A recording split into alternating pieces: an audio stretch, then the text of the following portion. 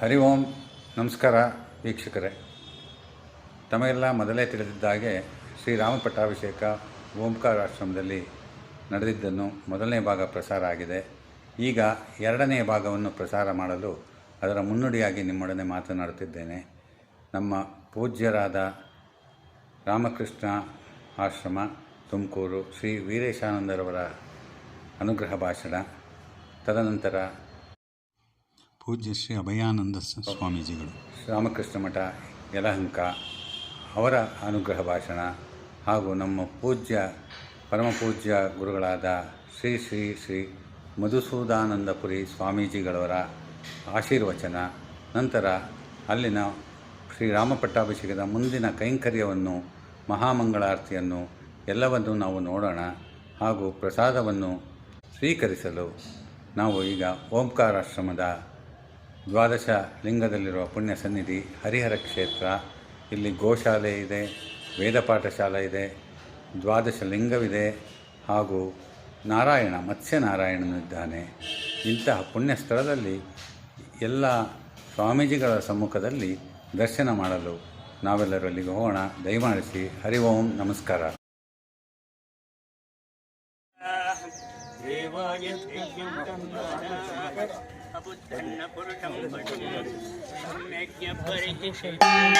ಶೃಣುಯಾಮ ದೇವಾಃ ಭದ್ರಂ ಪಶ್ಯೇಮಾಕ್ಷವೀರ್ಯಜ. ಓಂ ಶಾಂತಿ ಶಾಂತಿ ಶಾಂತಿ.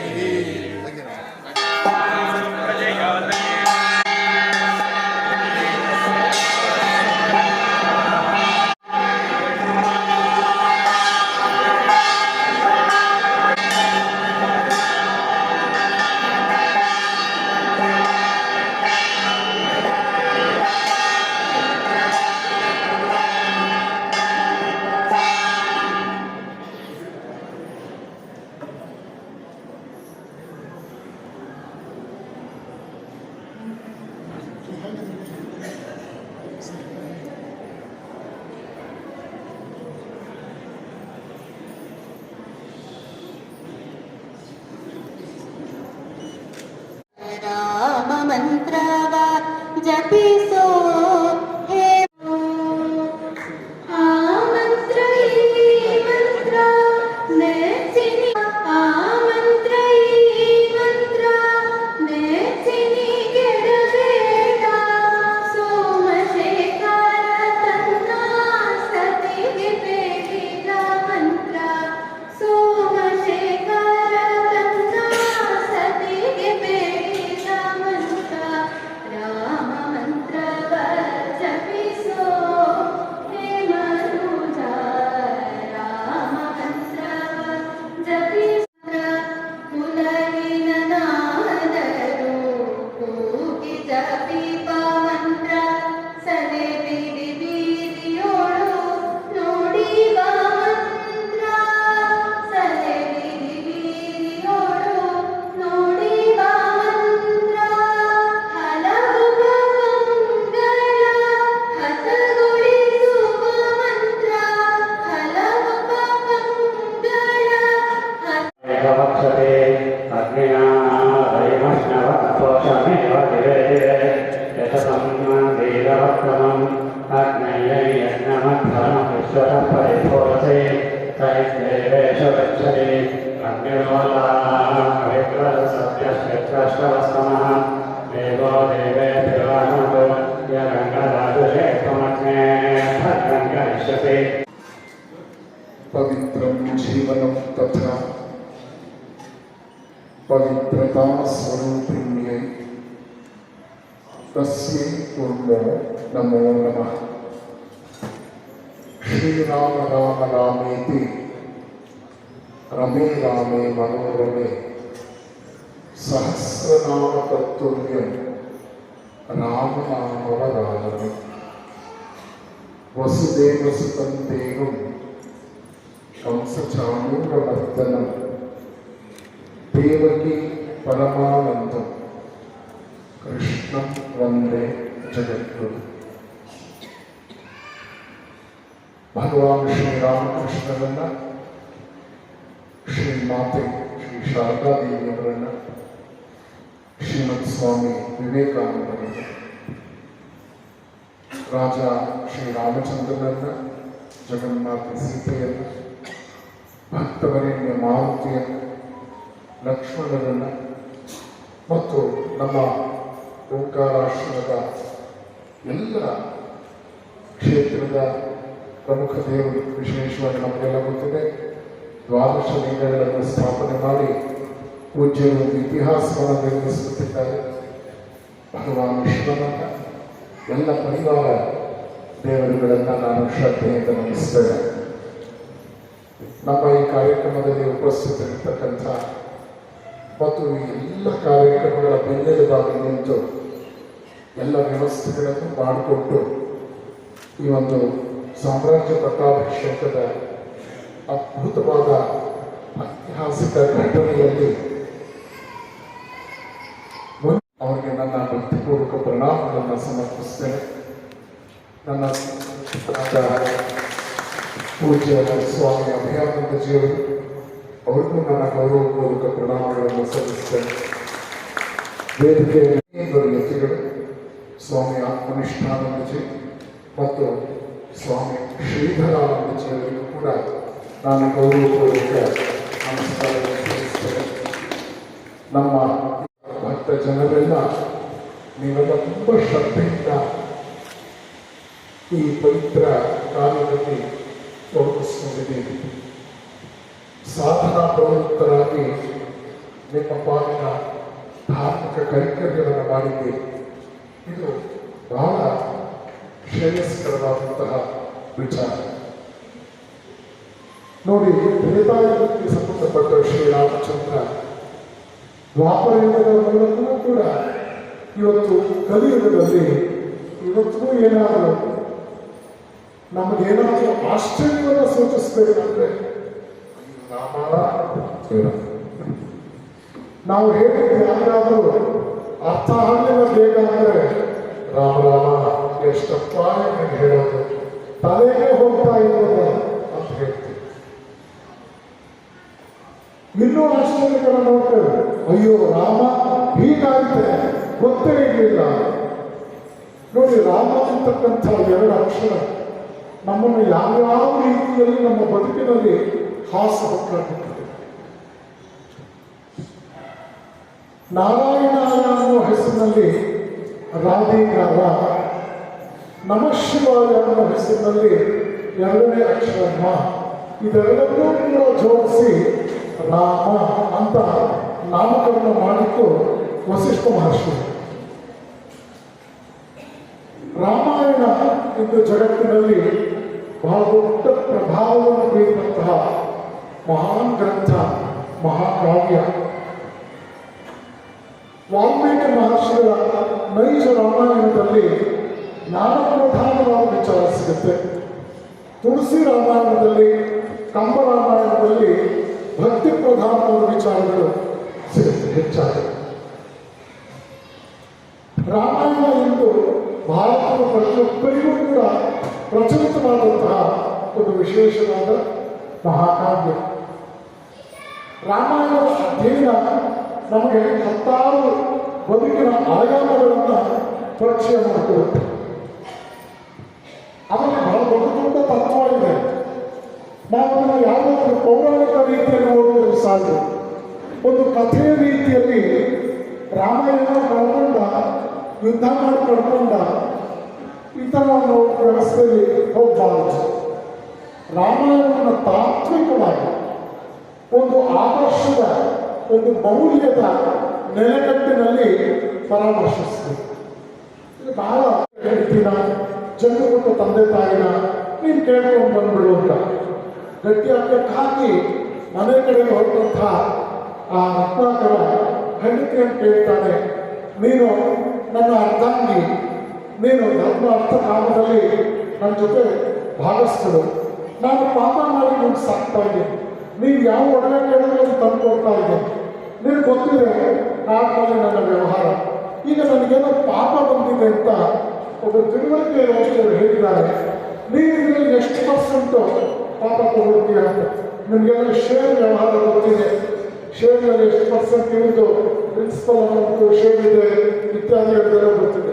ಹೆಂಡತಿ ಹೇಳಿದ್ರು, ನೋಡಿ ನನ್ನ ಪ್ರೀತಿ ವಿಶ್ವಾಸಕ್ಕೆ ನೀವು ಸತ್ಪಾತ್ರರು, ನನ್ನ ಬಯಕೆಗಳನ್ನು ಪೂರೈಸುವ ವಿಷಯದಲ್ಲಿ ನ್ಯಾಯಸಮ್ಮತವಾಗಿ ನೀವೇ ಮುಂಚೂಣಿಯಲ್ಲಿ ನಿಲ್ಲೋರು.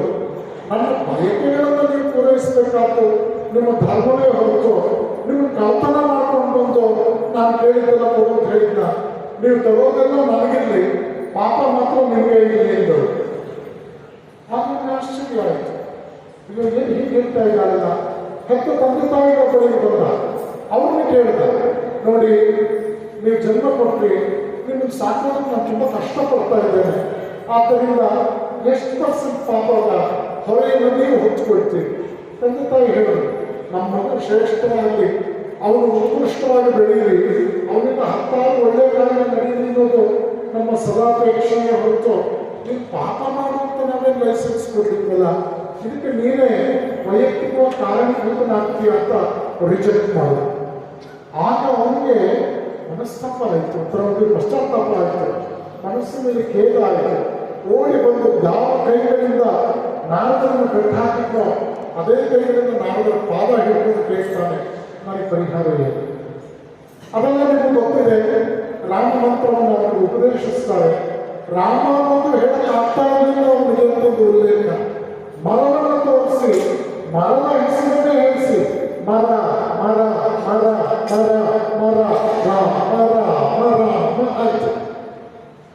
ಇದು ಒಂದು ಉಲ್ಲೇಖ. ಇದನ್ನು ನೋಡಿದಾಗ ಈ ಪ್ರಪಂಚದಲ್ಲಿ ಮನುಷ್ಯ ವಿಕಾಸದಲ್ಲಿ ಒಂದು ದೊಡ್ಡ ಆದರ್ಶವನ್ನ ನಾವು ನೋಡ್ತೇವೆ. ಏನದು? If you say every saint had a past, if you believe that every saint had a past, then you should also believe that every sinner has a future. ಪ್ರಪಂಚದಲ್ಲಿ ಸಂತನಾದವನು ಮಹಾತ್ಮನಾದವನನ್ನು ನೋಡಿದಾಗ ಅವನ ಬೆನ್ನಿಗೆ ಹಿಂದಿನ ಜನ್ಮಗಳ ಸಂಸ್ಕಾರದ ಫಲ ಇದೆ. ಸಂಸ್ಕಾರಗಳಿಂದಲೇ ಅವನು ಉತ್ತಮ ವ್ಯಕ್ತಿ ಆಗಿದ್ದಾನೆ ಅಂತ ನೀವು ಭಾವಿಸೋದಾದರೆ ಇಷ್ಟಕ್ಕೆ ನಿಮ್ಮ ಭಾವನೆ ನಿಲ್ಲಬಾರದು.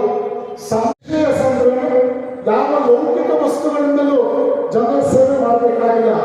ಪ್ರಪಂಚದಲ್ಲಿ ಬದುಕ್ತಾನೆ, ಪ್ರಪಂಚಕ್ಕಾಗಿ ಬದುಕ್ತಾನೆ, ಪ್ರಪಂಚದಿಂದ ನಿರೀಕ್ಷಿಸದೆ ಬದುಕ್ತಾನೆ, ಅವನೇ ಯೋಗಿ, ಸದಸ್ಯ ಪರಿತ್ಯಾಗಿ, ಸನ್ಯಾಸಿ. ಅವನು ಚಿಕ್ಕ ಮಕ್ಕಳು ಗಲಾಟೆ ಮಾಡ್ತಿದಾರಲ್ಲ, ನನಗೆ ಸಂತೋಷ ಆಗ್ತಾ ಇದೆ. ಈ ತುಂಬಿಸ್ತಾ ಇರೋದ್ರಿಂದ they are more active, they are more active, we are more particular about the next generation. At least ಅವನಿಗೆ ಪ್ರಾಂಗಣ ಬಿಟ್ಟು ಹೋಗ್ತಾ ಇಲ್ಲ. ಅವನಿಗೇನೋ ವಿಷಯ ಇದೆ, ಯಾವ ಆಂಜನೇಯನ ಆವಾಹನೆ ಆಗಿದೆ ಅವನಿಗೆ ಗೊತ್ತಿಲ್ಲ. ಆದರೆ ಆಂಜನೇಯ ನಮ್ಮ ಪಾಲಿಗೆ ಇದಾನಲ್ಲ ಅನ್ನೋದೇ ಒಂದು ಸಂತೋಷ. ಈ ನಿಟ್ಟಿನಲ್ಲಿ ನಮ್ಮ ಧಾರ್ಮಿಕ ಆಚರಣೆಗಳು do's and don'ts ಆಗಬಾರದು. We must have a positive effect, motivation, acceleration in our day-to-day life. ಕಡೆಯವರಿಗೆ ಮಾತ್ರ ನಾನು ಮಾತು ಮುಗಿಸ್ತೇನೆ. ಮೊನ್ನೆ CET ಎಕ್ಸಾಮ್ ದಿವಸ ಉತ್ತರ ಕರ್ನಾಟಕದ ಒಬ್ಬ ಹುಡುಗನ ಶರತ್ತೊಳಗೆ ಕೈ ಹಾಕಿ ಜನಿವಾರ ಹಿಡ್ಕೊಂಡು ಒಬ್ಬ ಅಯೋಗ್ಯ. ಜನಿವಾರ ಇದ್ರೆ ಒಳಗೆ ಬಿಡಲ್ಲ ಅಂತ ಅವನು ಹೇಳ್ದ, ನೀನು ಇಂಜಿನಿಯರಿಂಗ್ ಮೆಡಿಕಲ್ ಸೀಟ್ ಬೇಕಿ ಹಾಕ, ಅದು ನಾನು ಬೇಕಾದ್ರೆ ಆಮೇಲೆ ಹೋಗ್ತೀನಿ, ಜನಿವಾರ ತೆಗಿಯಲ್ಲ ಅಂತ. ಇವನು ಆಧುನಿಕ ನಚಿಕೇತ, ಸನ್ಮಾನ ಮಾಡಬೇಕು ಅಂತ. 198 ಜನ ತಂದೆ ತಾಯಿ ಏನಂತಾರೆ, ಅವನು ಜನಿವಾರ ಕೇಳ್ಕೊತಾನೆ, ಪಿಚ್ಚಿಟ್ಬಿಟ್ಟು ಹೋಗಿದ್ರೆ ಎಷ್ಟು costly engineering course, medical course, ಯಾರಪ್ಪ ಫೀಸ್ ಕಟ್ಟೋದು, ಇಷ್ಟೆಲ್ಲ ನೀವು ಪ್ರಿಪೇರ್. ಇಲ್ಲಿ ನೀವು ಅರ್ಥ ಮಾಡ್ಕೊಳ್ಳಿ, ನಿಮ್ಮ ಲೌಕಿಕ ಎಜುಕೇಷನ್ ಅವನು ಧಿಯೋಯೋನ ಪ್ರಚೋದಯ, ಇದಕ್ಕೆ ಯಾವ ಮಟ್ಟದಲ್ಲಿ ತಯಾರಾಗಿದೆ, ಇದ್ರ ಬಗ್ಗೆ ಯಾರು ಡಿಬೇಟ್ ಮಾಡ್ಕೊಂಡಿದ್ರೆ ಬನ್ನಿ ನನ್ನ ಜೊತೆ, ನಾನು ಡಿಬೇಟ್ ಮಾಡ್ತೀನಿ. ಆ ಹುಡುಗ ಲೌಕಿಕವಾದದಲ್ಲಿ ಏನು ಬೇಕಾದರೂ ತ್ಯಾಗ ಮಾಡಿ ಬೆಳೆಯುತ್ತಾನೆ, ಆದರೆ ಅವನಿಗೆ ಆಶೀರ್ವಾದ ಮಾಡಿ ಇಡೀ ಅವನ ಕುಲ ಅನುಗ್ರಹಿಸಿದಂತಹ ಆ ಒಂದು ಯಜ್ಞೋಪವೀತನನ್ನ ಅವಮಾನಿಸಲಿಲ್ಲ. ಇದು ರೀ ಕಮಿಟ್ಮೆಂಟ್ ಅಂದ್ರೆ, ಇದು ರೀ ನಿಜವಾಗ್ಲೂ ಕೂಡ ಬ್ರಾಹ್ಮಣ್ಯದಲ್ಲಿ ಅವರು ಬದುಕ್ತಾ ಇದ್ದಾನೆ ಅಂತ. ಈ ನಿಟ್ಟಿನಲ್ಲಿ ಧಾರ್ಮಿಕ ಆಚರಣೆಗಳ ಮೂಲಕ ಧರ್ಮಾನುಷ್ಠಾನಕ್ಕೆ ಹೋಗಿ ನಮ್ಮ ಬದುಕನ್ನು ಉದಾತ್ತೀಕರಿಸುವ ಪ್ರಯತ್ನ ಮಾಡೋಣ. ಆ ನಿಟ್ಟಿನಲ್ಲಿ ಇವತ್ತು ಬಹಳ ನಮ್ಮ ಎಲ್ಲ ಆತ್ಮೀಯರು ಬಹಳ ಉನ್ನತವಾದ ರೀತಿಯಲ್ಲಿ ಕಾರ್ಯಕ್ರಮವನ್ನು ಯೋಜಿಸಿ ಲೋಕ ಕಲ್ಯಾಣಾರ್ಥವಾಗಿ ಇದನ್ನು ಅದ್ಭುತವಾಗಿ ಮಾಡಿದ್ದಾರೆ. ಪೂಜ್ಯ ಸ್ವಾಮೀಜಿಯವರ ವಿಶೇಷ ಆಶೀರ್ವಾದ ಮಾರ್ಗದರ್ಶನ ಸಿಕ್ಕಿರುವುದು ನಿಮ್ಮ ಭಾಗ್ಯ. ಪೂಜ್ಯ ಸ್ವಾಮೀಜಿಯವರು ಬಹಳ ದೊಡ್ಡ ಇತಿಹಾಸ ಮಾಡಿದ್ದಾರೆ. ಅವರು ಮಾಡಿದ ಕಾರ್ಯವೇ ಅವರ ಜೀವನಕ್ಕೆ ಒಂದು ವಾಕ್ಯದಲ್ಲಿ ಹೇಳ್ಬೋದು, his work speaks louder than his works. He has shown what he could do and he has realized what his great Guru dreamt about. ಹೀಗಾಗಿ ಇಂಥ ಪವಿತ್ರವಾದ ಜಾಗದಲ್ಲಿ ಬೆಂಗಳೂರಿನ ಉತ್ತರದವರು ಬಹುತೇಕ ದಕ್ಷಿಣಕ್ಕೆ ಬಂದು ಈ ಕಾರ್ಯ ಮಾಡೋದಲ್ಲ, ದಕ್ಷಿಣದವರು ಉತ್ತರದ ಕಡೆ ಬರುವಂತಾಗಲಿ ಅಂತ ಹೇಳಿ ನನ್ನ ಮಾತನಾಡಿಸ್ತೇನೆ. ಪರಮಪೂಜ್ಯ ವೀರೇಶಾನಂದ ಮಹಾರಾಜರಿಗೆ ನನ್ನ ಅನಂತ ಶ್ರದ್ಧಾಭಕ್ತಿಗಳನ್ನು ಸಮರ್ಪಿಸಿ, ಹಾಗೆ ಕಾರ್ಯಕ್ರಮದಲ್ಲಿ ವೇದಿಕೆ ಮೇಲೆ ದಿವ್ಯ ಸಾಹಿತ್ಯ ಸಂಸ್ಕೃತಿಯನ್ನು ಕರ್ಮಿಸಿರುವಂಥ ಆತ್ಮನಿಷ್ಠಾನ ಸಿದ್ದರಾಮಯ್ಯ ನೆರೆದಿರುವಂಥ ಸಮಸ್ತ ವಿಪ್ರ ವೃಂದದವರೇ, ಈ ಶ್ರೀರಾಮ ಪರಿವಾರ ಸೇವಾ ಸಮಿತಿಯ ಅನಂತ ನಿರೂಪಕರ ಭಾಳ ಒಳ್ಳೆಯ ಮಾತುಗಳನ್ನು ಅನಂತ ಕುಶಾಲ್ ಸಿಂಗ್ ಅವರೇ, ಮಾರುತೀಶ್ ಅವರೇ, ನಾಗೇಶ್ ಅವರೇ, ಎಲ್ಲ ವಿಪ್ರ ವೃಂದದವರೇ, ಬೆಳಗ್ಗೆಯಿಂದ 6 ಗಂಟೆಯಿಂದ ಇದುವರೆಯಿಂದ ತಾವೆಲ್ಲ ಸುಖಾಸೀನರಾಗಿ ಶ್ರದ್ಧಾಭಕ್ತಿಯಿಂದ ಕೂತ್ಕೊಂಡಿದ್ದೀರ, ಬಹಳ ಹೊತ್ತಿಂದ ಕೂತ್ಕೊಂಡಿದ್ದೀರ. ನಿಮಗೆಲ್ಲರಿಗೂ ಸಾಕಷ್ಟು ಧರ್ಮನಿಷ್ಠೆ ಮತ್ತು